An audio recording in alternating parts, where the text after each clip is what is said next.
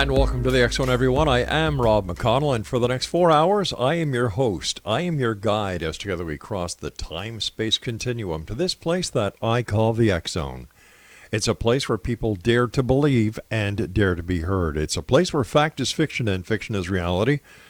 And the X Zone comes to you Monday through Friday from 10 p.m. Eastern until 2 a.m. Eastern, right here on the X Zone Broadcast Network, Talkstar Radio Network, Mutual Broadcast Network, iHeartRadio, Simul Radio, and Simul TV.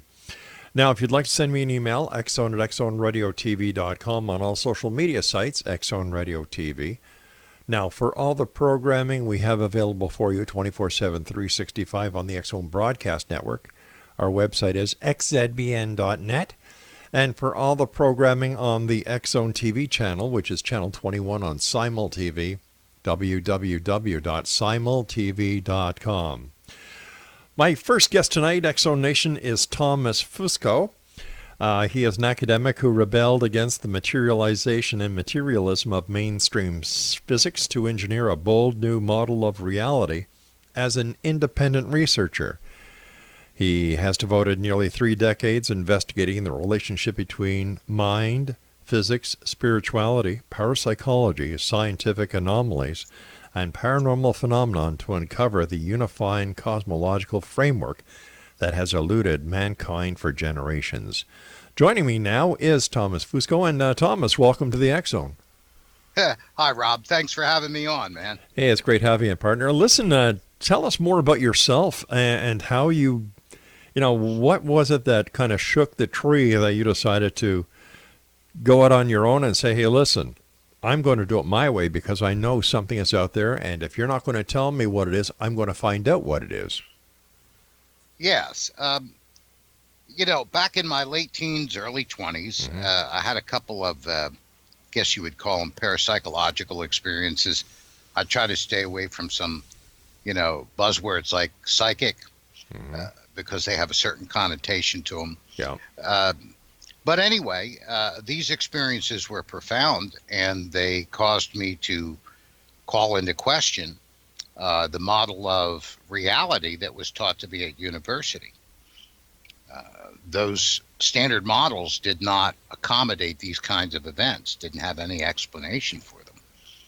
So, not being able to escape the reality of these experiences, I realized there had to be something either missing or something amiss, incorrect in our models of what we think reality is in science.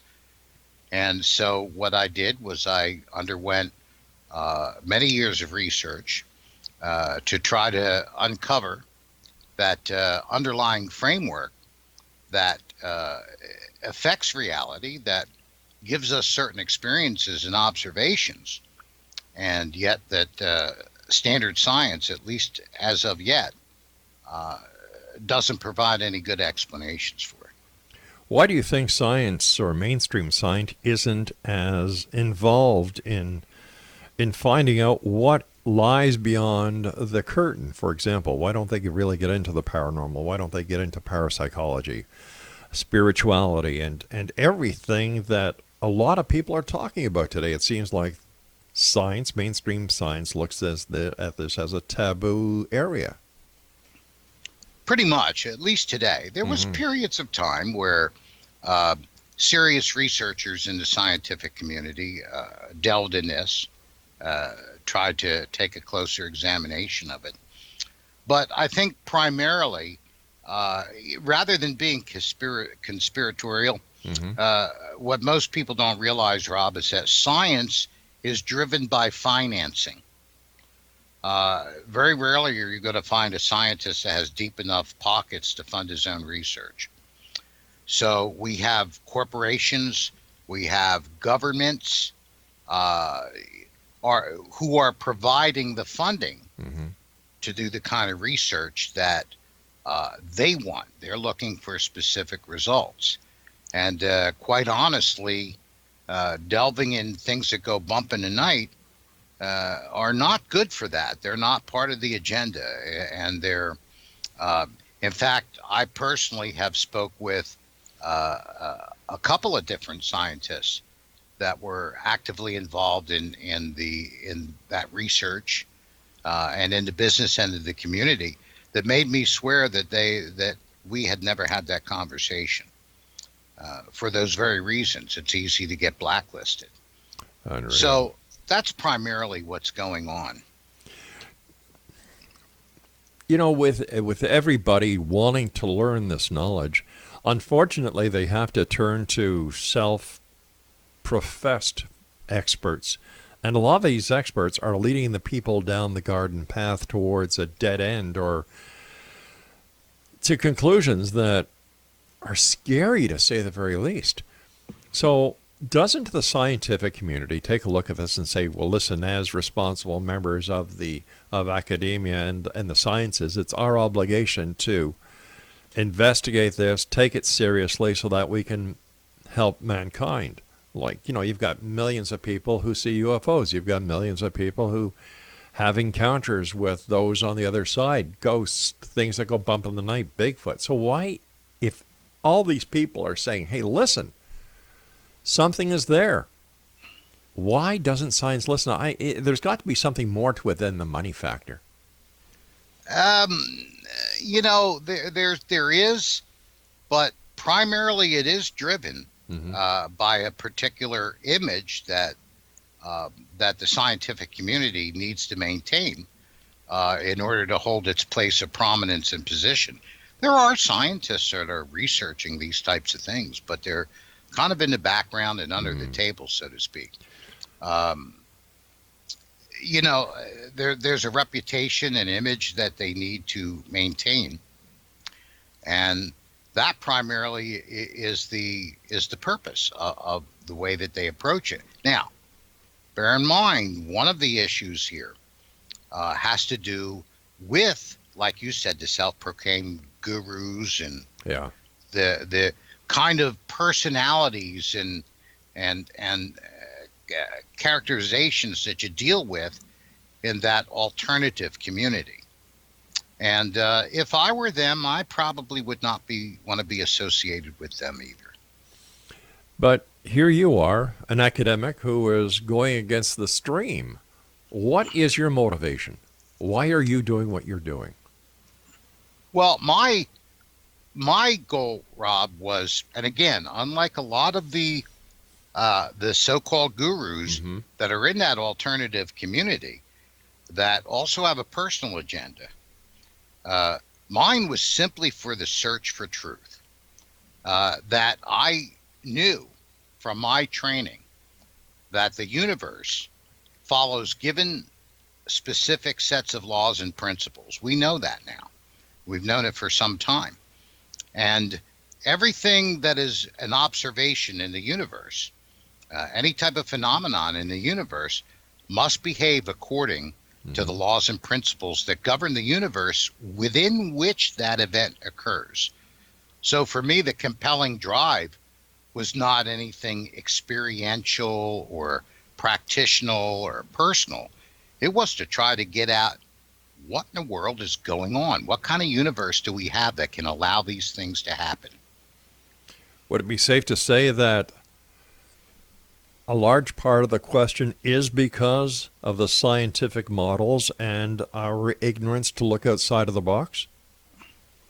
Well, we're driven, the scientific community is driven by a paradigm, Rob, that has existed for a long time. And that is materialism. And simply stated, it means that reality, and we can understand reality as all that there is physical. And all that is physical is reality. And nothing lies outside of that. Everything must have a physical cause connected to the physical effect. So that the universe must contain all cause and effect.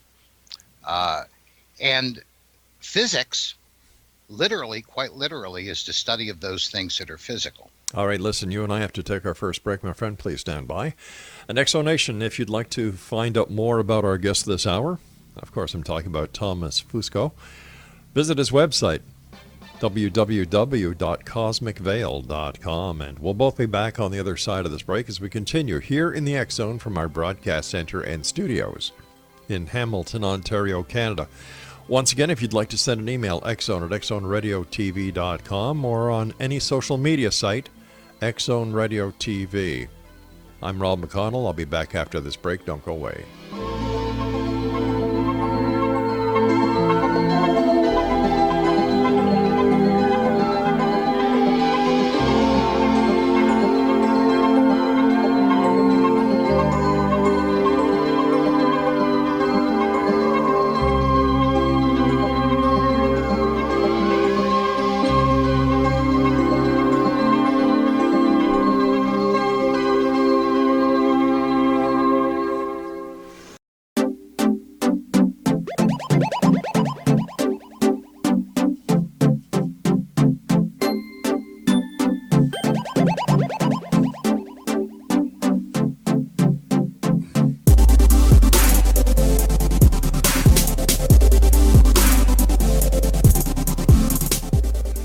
Exonation, our guest this hour is Thomas Fusco, and his website is cosmicveil.com. That's cosmicveil.com. Thomas, why don't we take a look at the beginning, and what is your definition that constitutes the world paranormal? Well, one of the first things I had to come to grips with in my research was that we needed a term or a definition for paranormal that was scientifically meaningful. Because this was one of the greatest challenges, is try to take these alternative ideas and frame them and express them in a way that is scientifically meaningful. And ultimately what I came about was the realization that rather than being the paranormal being a catch-all for anything weird or bizarre, the primary form that what we call paranormal phenomena takes is that we have a physical effect with no local physical cause. So, for example, if somebody on a paranormal investigation, for example, might see a shadowy figure walking through the room and realizes it's one of the other investigators, that's normal. Because we have a body, a physical body, that is causing the effect that we can observe as reflected light or absorbed light. So we have a physical cause and a physical effect. But what makes it paranormal is that if we see the shadowy figure and there is no physical body as the cause, there's no locally connected cause for the effect that we're observing. The effect itself is normal. Everything that we're experiencing and seeing, we're seeing those things in an expression of normal physics. But what we have is what we would call non-local causality, or for short, in the scientific realm, we call it non-locality. And this is what makes an event paranormal. We have an effect, a physical effect, with no local physical cause connected to it. Let me ask you this question then. Based on your research and your academic accomplishments, are ghosts real? Is the paranormal something that is quote-unquote paranormal, or is it just a realm that we have not been able to establish and define yet? Well, when we talk about what's real, we have to take a look at experiences. And this is one of the reasons why mainstream science kind of shies away from these type of questions, because it really kind of paints them in a corner. For example, back in the 1800s, when the scientific community pretty much dismissed the reports coming from the peasants on the countryside of rocks falling from the sky, they said there's no rocks in the sky, so there's no such thing as a meteor or a meteorite. All we have to do is experience one. If in the entire history of human existence, if we observe one rock that falls from the sky, then that's real. So when we talk about are ghosts real, We're talking about reports of specters and ghosts and apparitions dating back really even to biblical times and before. So a scientist to completely dismiss it and be true to the scientific method would have to be able to disprove every single experience or event. So what we are left with is the need to come up with a scientific theory, a scientifically meaningful model in which these type of strange phenomena can fit in and live in coexistence with other physical normal observations. Then we have a starting point. And that's what supergeometric theory, the theory of supergeometry in my work does. It gives us a place where the supernatural is no longer some weird, ambiguous, hazy, nebulous thing, but it actually has a hard presence in the model of reality that also lends us insights into scientific anomalies that we yet have not found answers for in normal science. All right, so let me ask you this. How did you come up with this supergeometry? And how has it been proven to be everything you claim it to be? Has it been reviewed by your peers? I haven't written a scientific paper on it, no.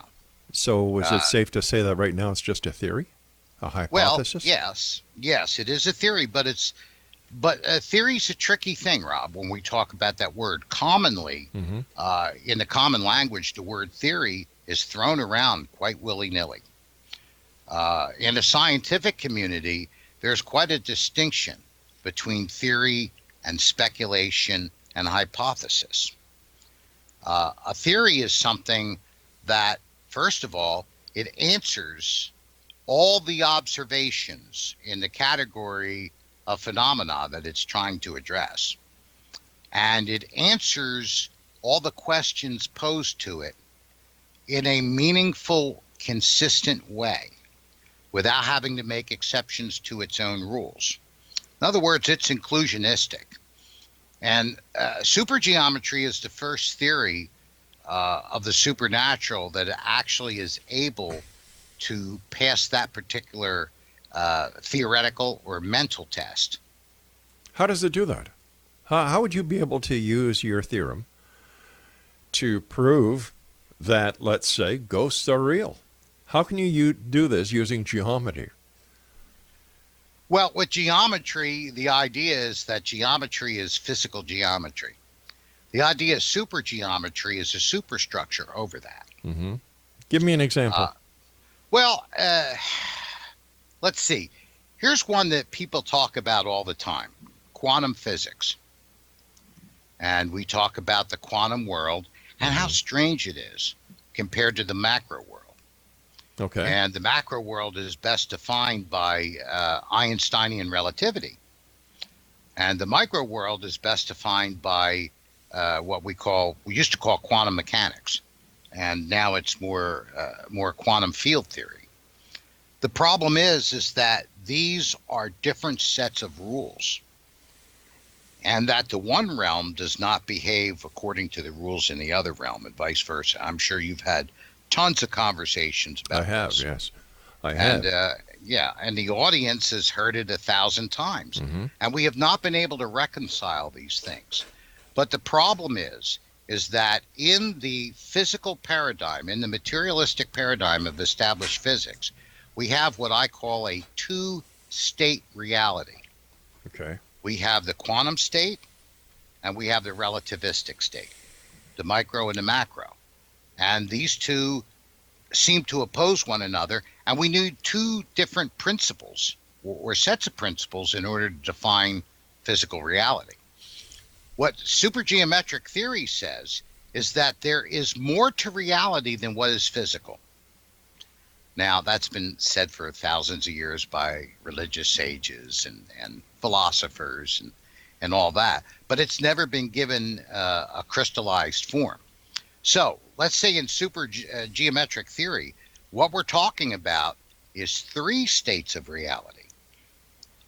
And what that third state is what we might call superphysical or supergeometric, a superset of physical geometry. And furthermore, we get the understanding based on the concept of information. If we have time, we'll go into that the physical universe actually emerges from the superphysical, just like it did at the beginning of time. In other words, one of the aspects of my theory is that paranormal phenomena functions in the exact same mechanics as what brought the universe into existence, the Big Bang. We're talking about miniature Big Bangs that go on. Anyway, there was something before the physical in the Big Bang. Now, if we consider that the Big Bang is still going on, that the physical universe is still emerging from the quantum singularity of the Big Bang. Okay. Now we have three states of reality. So if the physical reality is the culmination, the final full materialization of what is happening in the supergeometric, which is not material, now we can finally place quantum physics in a continuous model from the supergeometric to the quantum to the relativistic geometric. Suddenly the veil lifts and we can see that the strangeness of the quantum world is the result of looking at a state which is in the process of materializing into full physical reality. Suddenly all the strange things about quantum physics suddenly become clear. Why something can behave both as a particle and a wave, because it's in the process of materializing as one or the other.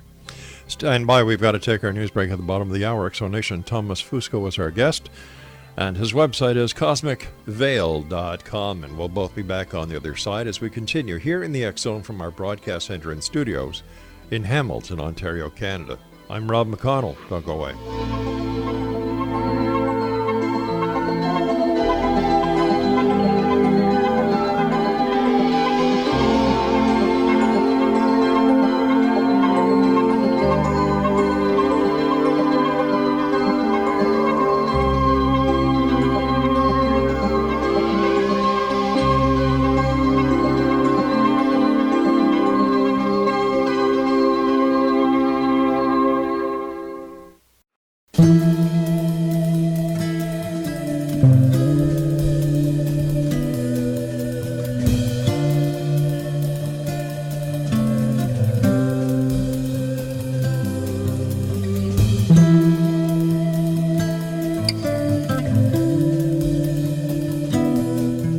Thomas Fusco is our special guest this hour, Exonation, cosmicveil.com.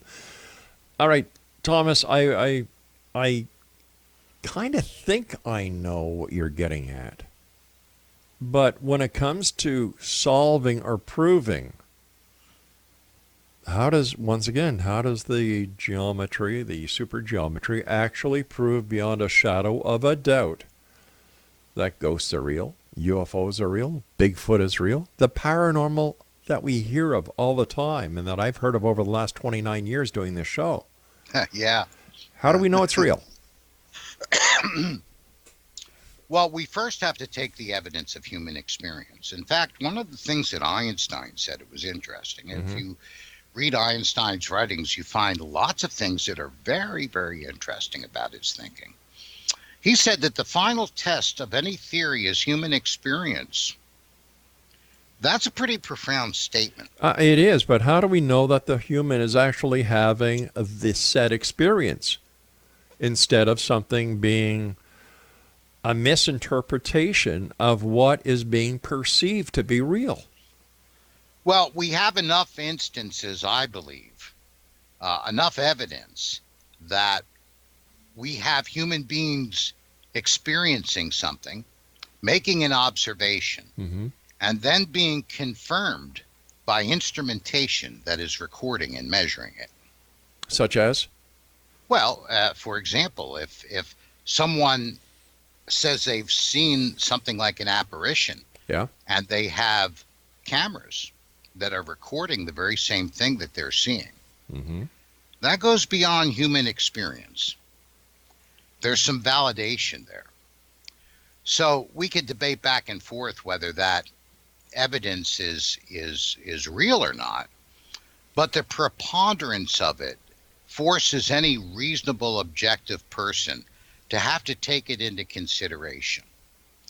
We have some very paranormal things that go on in standard physics that are called anomalies that we just know are, but have no explanation for what they are and why they behave the way they do. All right. Is it possible that the science that we have today, the physics we have today, the mathematics that we have today, is not everything that is to be known yet? And instead of trying to fit whatever it is into a box that people can say this is what it is, wouldn't it be better to look and see exactly what we're missing from the equation and learn that part of the equation? What happens if we find out 15, 20 years from now that Einstein was wrong?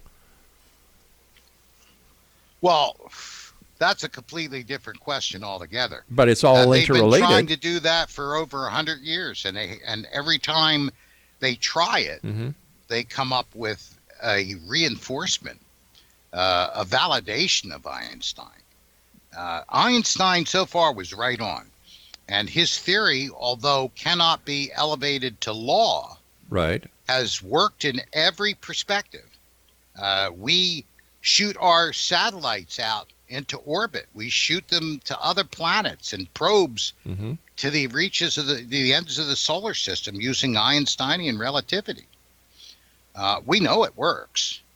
So the question then becomes, what are we going to do? First of all, are we going to accept observable data? Are we going to accept observable evidence? That's the first question. Next question is finding a theoretical model that it fits in. And this, I think, Rob, is what is revolutionary, most revolutionary about my work from a scientific perspective. I'll give you an example. For many centuries, thousands of years, we have known what earthquakes are. We have known what volcanoes are. We could tell you the physical manifestations and the observations down to very fine detail about what happens in earthquakes and what happens with a volcano. But we never really understood what caused them.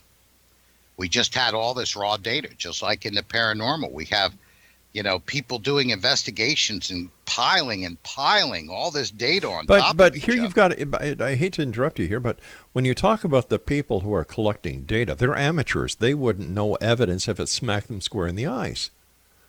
They're not experts. They're not scientists. They're not researchers. They're hobbyists. Hobbyists who really don't know what the hell they're doing. But that's okay. I mean, a hobbyist can stick their finger in a flame and burn their finger. Yes, but they're not trying to change the world, and this is exactly what these people are trying to do.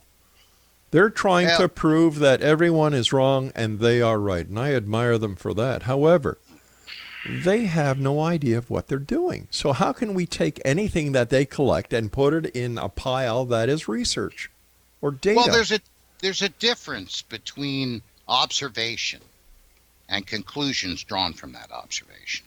Mm-hmm. Give you one that's very prevalent in the news for a number of years: dark matter. Mm-hmm. We have an observation that now that we understand gravitational effect well enough, and we have observational instruments that can see far enough out and accurately enough out into the universe, we've discovered that according to the conventional model of gravity, we're missing almost 90% of the mass that would be required to run the universe the way it behaves if we follow the existing paradigm that mass generates gravity. Okay.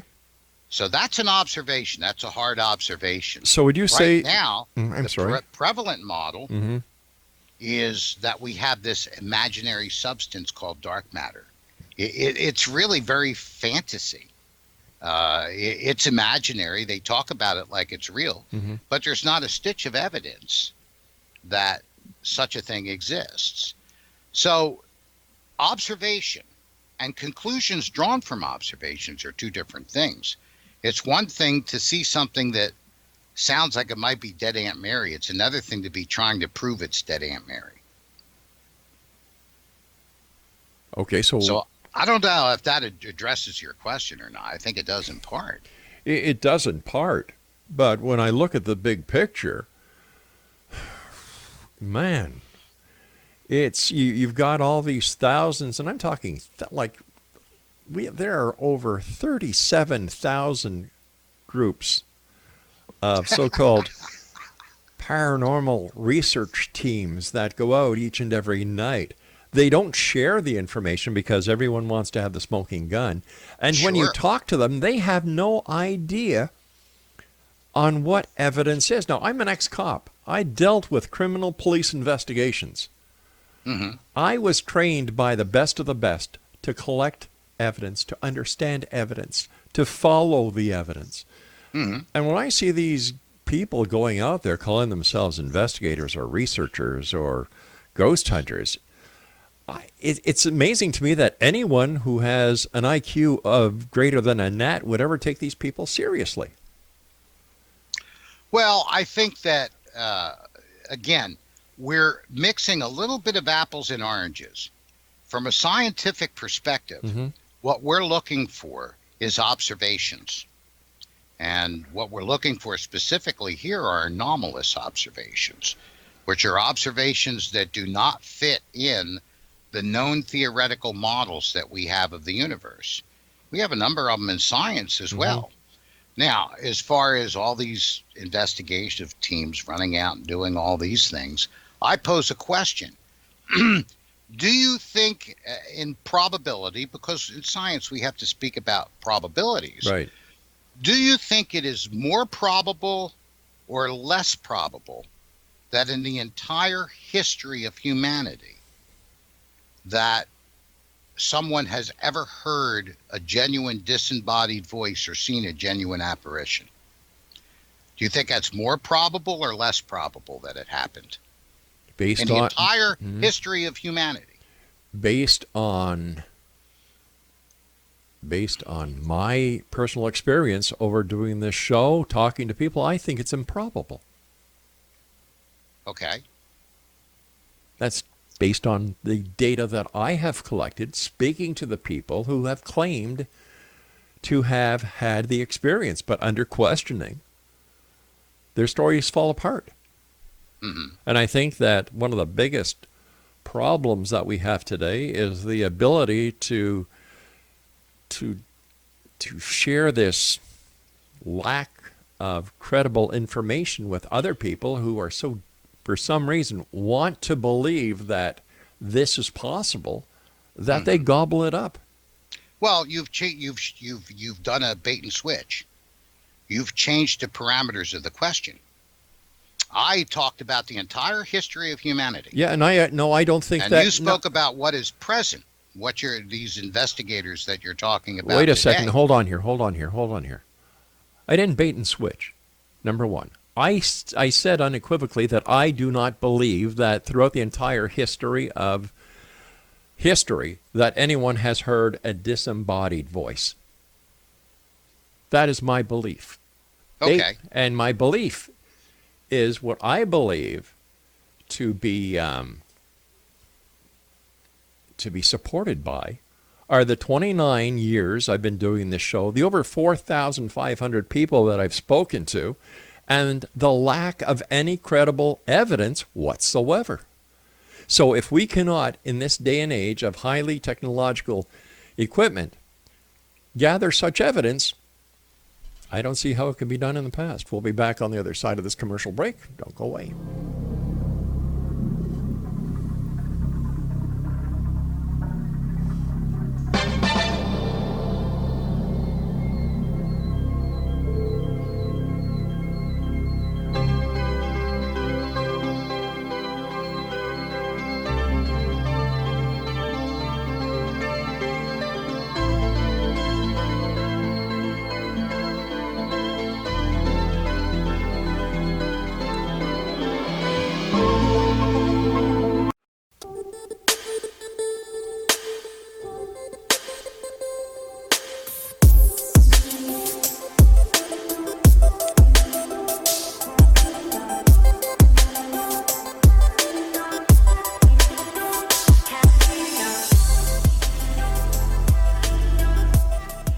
All right, Exonation. Thomas Fusco is our special guest. His website is cosmicveil.com.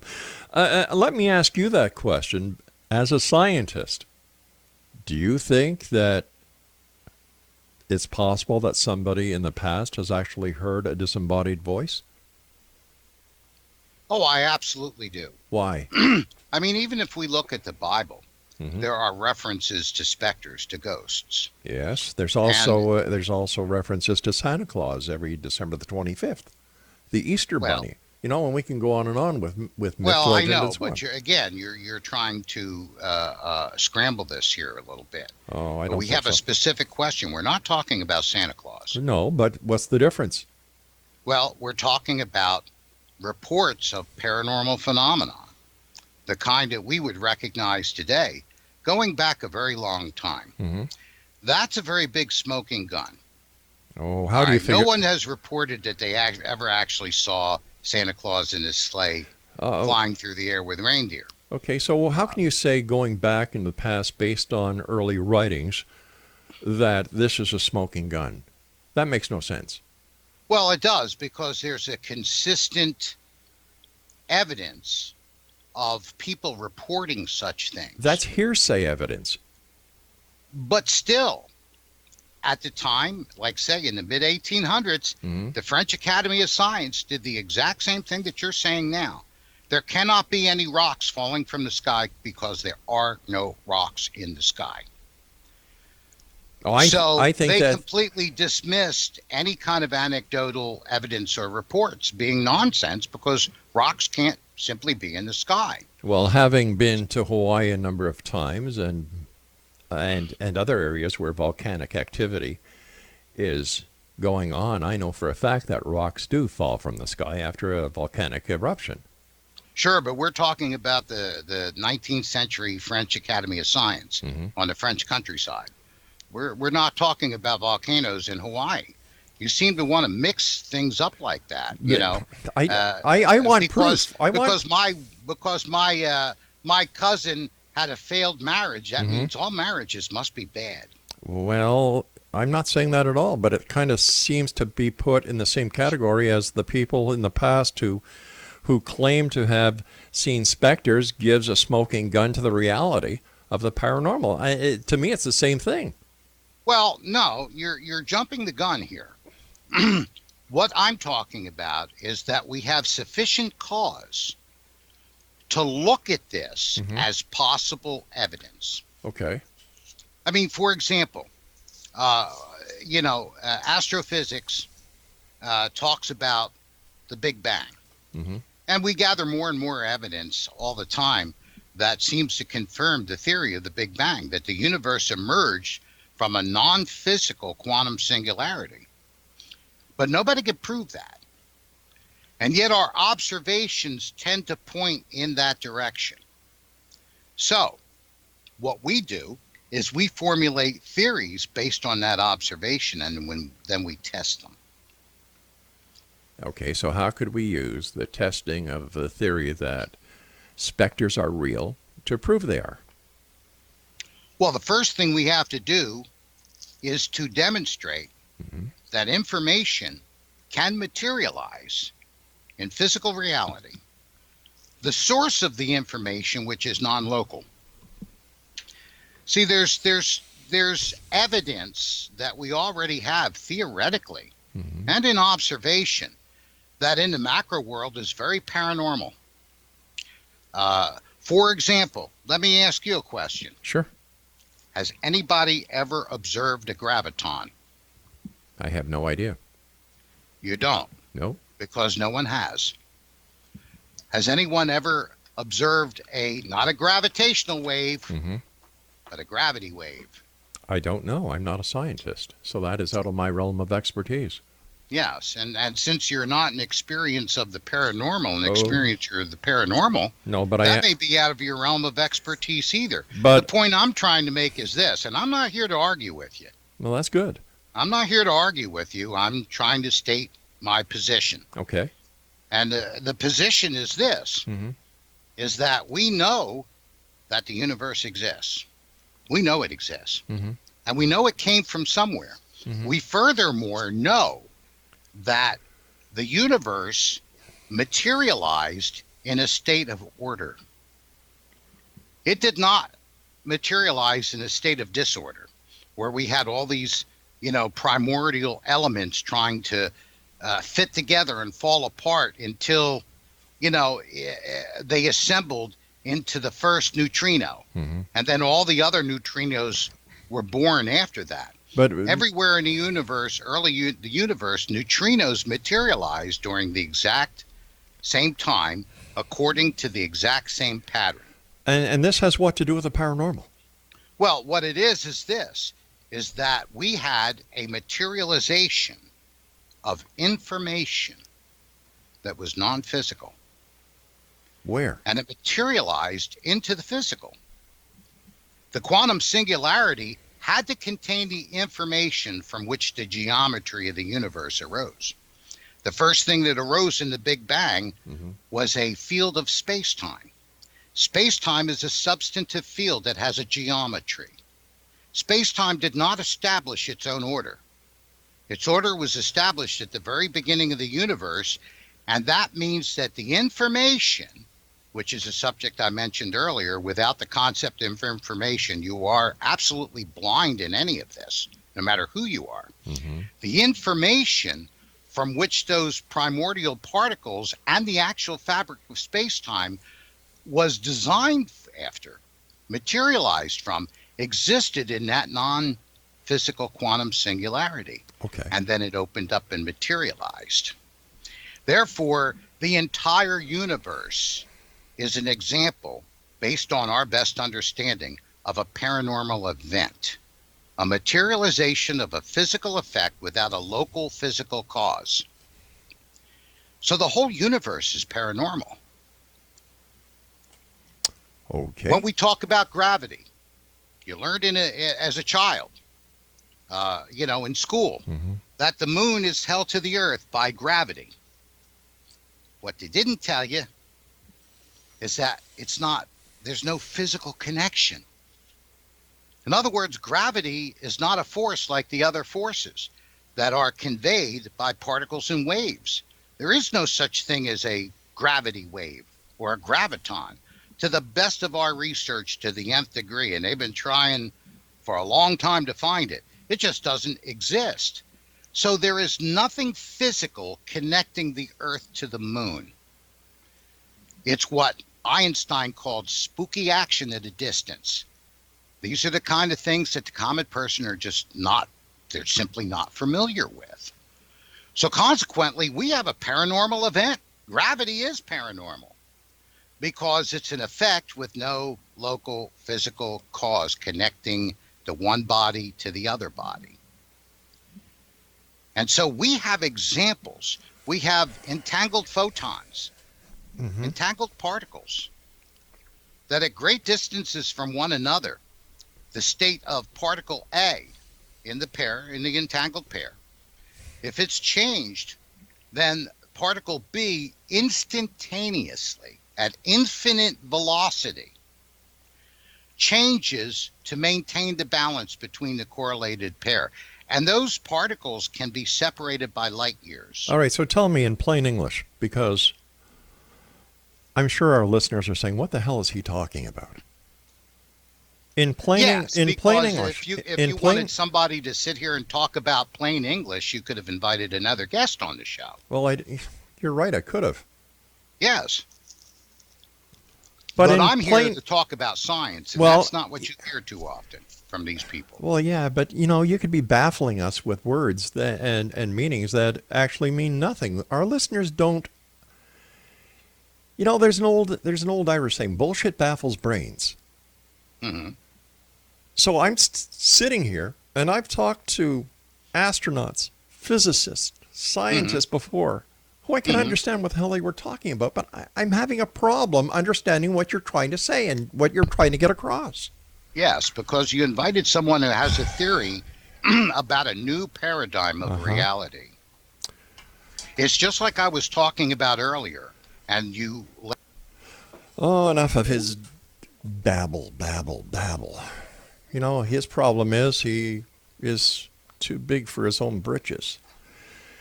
His arrogance is why nobody really believes or will understand what he says.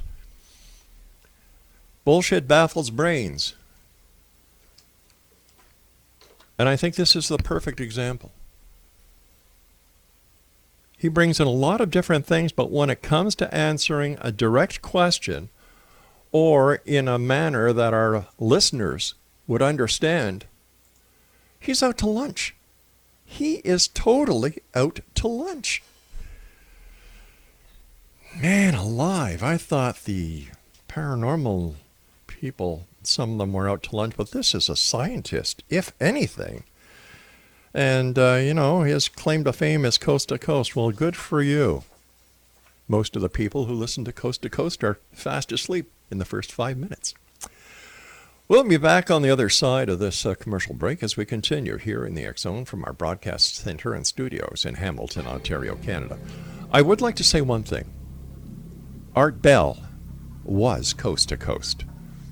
After Art Bell, there was never, ever a coast to coast. We'll be back, don't go away.